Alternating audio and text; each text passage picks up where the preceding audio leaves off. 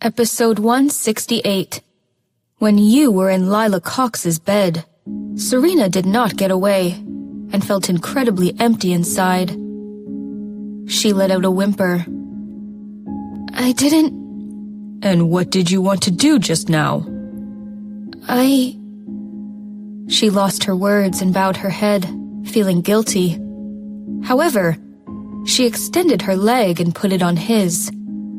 She withdrew her hand from his grip and stubbornly wrapped her arms around him, trying to kiss him. Jake yanked his head up, and she ended up kissing his Adam's apple. He was very aroused, but his eyes were still calm and cold, as if nothing had happened. Gazing at her, he asked, Don't you hate me? Why did you try and steal a kiss from me? Serena's heart was wrenched.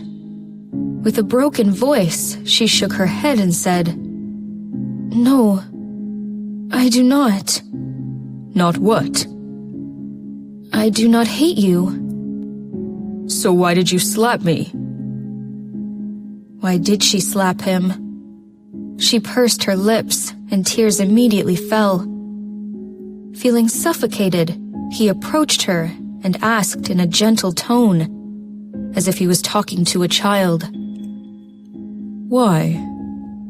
You cheated on me. You were a gigantic jerk. When did I ever cheat on you? He felt wronged. I have always had only you.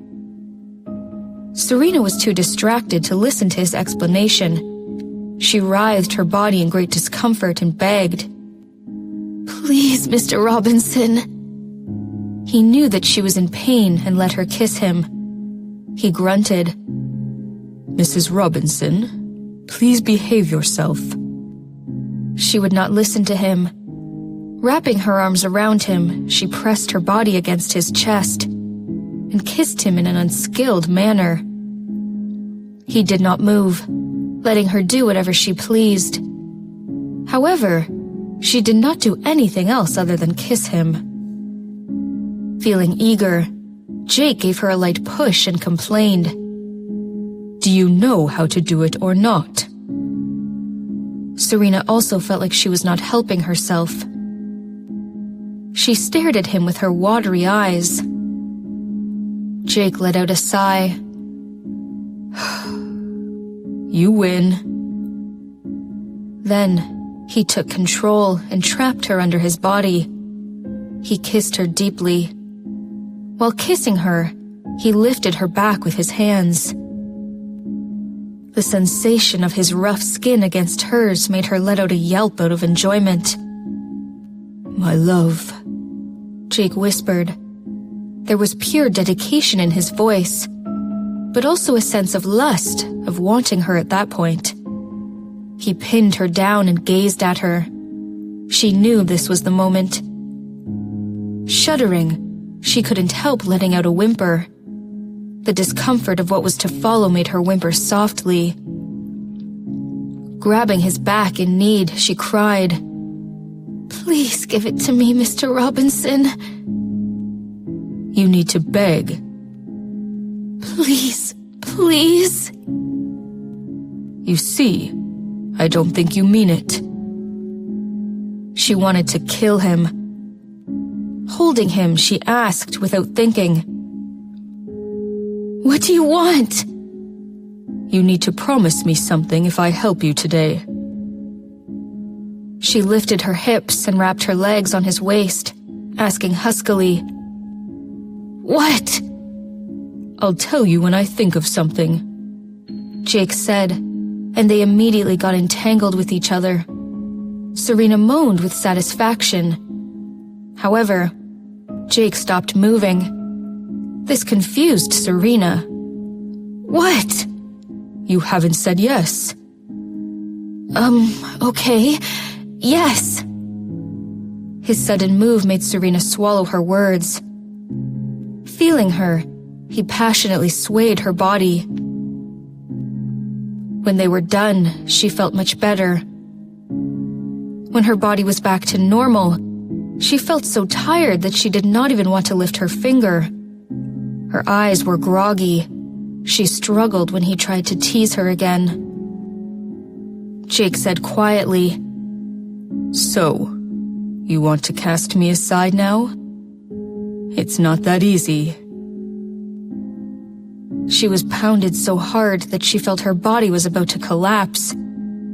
All her complaints were rendered in vain. When the motion quieted down on the king-sized bed, it was dawn. When the two of them woke up, it was very bright outside.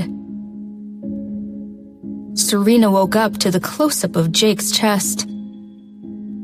His bronze skin very smooth, glowing in the morning light. She put a finger against it. His body immediately became tense, and his big hand caught hers. She blinked and looked up at him. She immediately saw his cold and groggy eyes with a warning sign in them. Her scalp prickling, she shrank back, but found her foot was trapped underneath his leg, tingling. He moved his leg away, and she quickly took her foot back, rolled over, and wanted to run out from the room. However, before she got anywhere, he pulled her back. Her heart raced. She cringed and said, I'll go to wash." Jake pursed his lips, gazed at her, and let out a sigh. Seeing that, Serena hid herself under the comforter and blinked. He rarely showed his helpless side. In her eyes, he was almost capable of anything.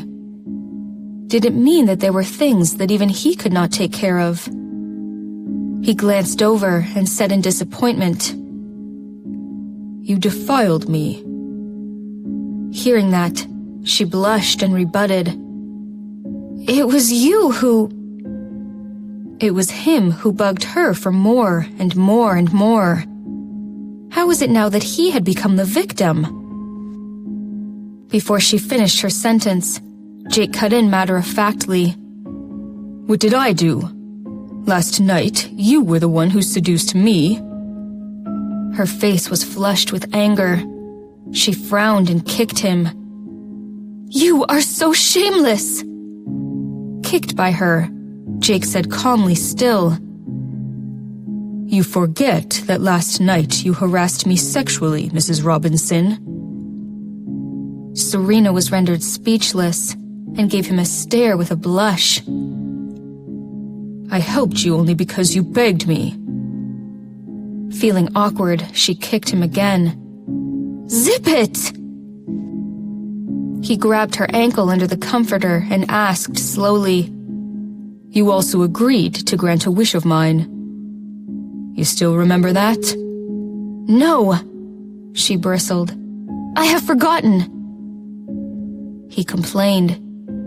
"You tried to deny everything after pulling your pants back on? I had no idea you were like this." Serena paused and rebutted, "I was not wearing pants anyways." Jake nodded understandingly. "That's true. You wore a nightgown for my convenience." She was mortified. Looking away bashfully, she wrapped the comforter around her body, trying to pick up her nightgown from the floor. He pulled her back, leaned over, and whispered into her ear, "Have you really forgotten what happened last night?" Of course she remembered, every single detail. However, she would never admit to that. She blushed and tried to wiggle free. "Let go of me!"